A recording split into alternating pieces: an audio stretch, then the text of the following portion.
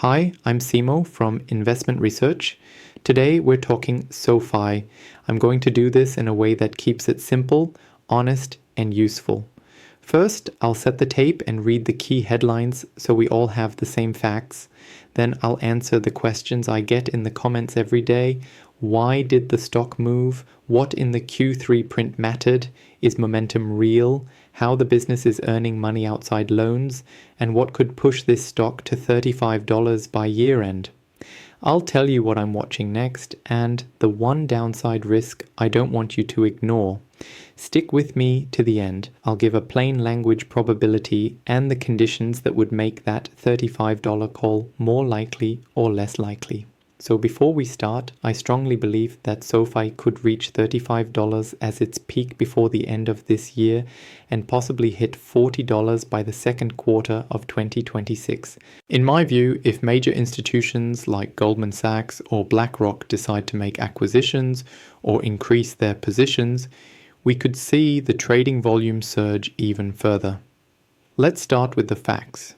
Today, SoFi is trading around $30.56, and the sessions have shown unusually high activity with volumes well into the hundreds of millions of shares.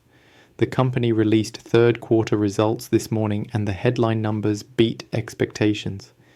Adjusted net revenue for the quarter came in near $950 million and adjusted earnings per share beat consensus, and management raised full year guidance after the print. Those are the facts I verified before scripting this video. The investor deck and press release confirm record revenue and an increase to full year guidance.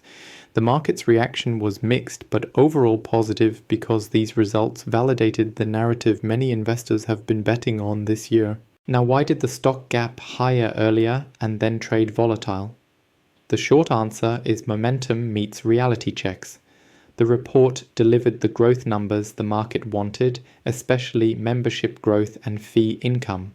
But the stock has already rallied hard this year, so some profit taking and headline fishing happened intraday. That tells me the market is now moving from simple momentum trades to price discovery about valuation and sustainable profits. The trading day showed both excitement and scrutiny, which is normal when a growth name starts to look like it can actually be profitable. So what in Q3 actually matters for the long term? Three things. One, member growth. SoFi reported record net member adds and a substantial lift in total members, showing the platform is still attracting users at scale. Member growth matters because this is how they cross-sell products, deposits, investing, credit cards, and that drives fee revenue and lower customer acquisition costs over time. 2. Revenue mix. Fee-based revenue and non-interest income grew strongly this quarter, meaning SoFi is getting less dependent on pure interest margin swings and more on services and platform fees. 3. Profitability signals. Management showed continued margin improvement, including adjusted EBITDA that's now consistently solid and positive GAAP results this year. That shift from growth at all costs to growth with profit is the single biggest story for SoFi investors right now. Let me pause and answer the question you're already thinking. Is SoFi still a loan company, or is it becoming a bank and a fintech platform? In my view, it's both, and that hybrid is the core thesis. The lending business still generates big net interest income and origination fees, but the deposits and Galileo/technology businesses are what turn SoFi into a platform. Deposits give SoFi cheaper funding, increasing net interest margin stability, while the platform products scale more efficiently and add high margin fee revenue. That combination is what turns volatility in lending into more predictable earnings over time.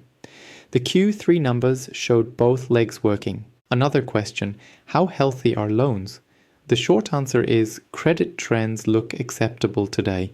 Net charge-offs trended down and delinquency measures held steady or improved in key categories. That's important because if loan quality deteriorates, the whole story frays. So far, management's underwriting changes and product diversification appear to be lowering risk while keeping growth intact. That's a big reason why investors reacted positively. I'm watching personal loan net charge-offs and 90-day delinquencies as the first sign of trouble, but for now, the update was encouraging. You'll also want to know about guidance and investor expectations. Management bumped full-year revenue and earnings per share guidance after the quarter. That's a message that they expect growth to continue and profitability to hold. When a company raises guidance after the quarter, that's usually the market signal to pay attention. It doesn't guarantee a straight line higher, but it does shift the conversation from can they scale to how fast and how profitable.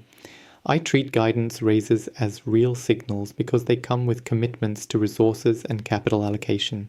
Now here's a natural worry people ask about: valuation. After a run like this year, SoFi's market cap has expanded dramatically. If growth slows or credit pressure returns, the price is vulnerable. So the question becomes, how much of next year's expected earnings are already priced in? My approach here is simple and practical. I want to see sustained deposit growth, continued fee revenue scaling, and stable credit metrics across 2 more quarters. If SoFi delivers those, the valuation starts to look more rational. If they stumble on any of those, expect volatility. That's how I frame the trade. It's a check on execution, not a bet on a headline. Let me give you the scenario work in plain language. Best case, execution continues, net revenue and membership growth stay strong, credit remains clean, and the market keeps rewarding the earnings progression. Under that scenario, a move to $35 by year end is realistic because investors will price in higher earnings visibility and multiple expansion. It's not a guarantee, but it is a natural outcome when growth and profitability start to align. Weak case, credit blips or guidance misses appear and investors reprice the optimism. That could mean pullbacks towards support levels where value buyers step back in.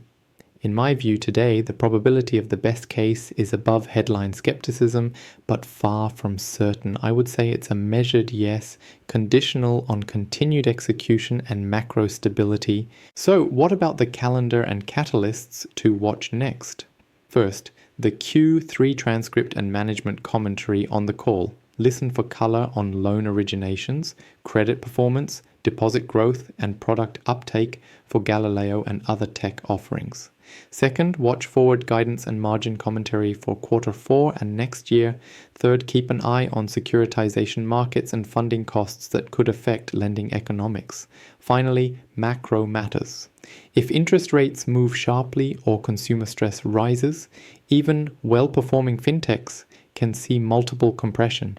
So the short list is earnings cadence, guidance, funding, and macro. Those are the levers that will move this stock. If you're asking me how I would position in the stock, I'll be honest. I would size exposure based on a range. If you believe in the platform story and can handle volatility, a weighted position with clear sell rules on credit deterioration or guidance misses makes sense. If you're more risk averse, wait for 1 or 2 confirming quarters of sustained profitability expansion. This is not a one-size-fits-all recommendation. It's a practical way to think about risk management around an exciting but still maturing company. Before I finish, let me answer the question you asked earlier about the $35 target by year end. In my view, 35 is plausible given the beat and raised guidance today. For that to happen comfortably, we need continued member adds, steady deposit inflows, and no surprise uptick in delinquencies over the next 2 reporting windows. If all of those line up, momentum traders and value reappraisers will push the stock into the mid-30s. If one of those pieces breaks, the trade becomes riskier. So for a target like 35, think of it as conditional optimism rather than a forecast written in stone. To wrap up, here's what I want you to remember. SoFi is no longer just a refi story. It's a broader fintech platform with real member growth and rising fee income. Q3 validated that the company can scale revenue and improve margins. The path to $35 exists and is sensible if execution continues and the macro backdrop remains stable. The downside is clear too. Credit or funding shocks could quickly reprice the stock. Watch the next 2 quarters closely, listen to management's commentary on credit and deposit trends, and treat any position with sizing discipline. If this was helpful and you want the follow-up, I'll do a quick clip after the next earnings update that revisits the probability to hit 35 and shows the actual numbers versus the narrative. Leave your view in the comments. Do you think SoFi is a long-term platform play or a fast momentum trade? Tell me why. Thanks for watching. Stay disciplined out there and see you in the next one.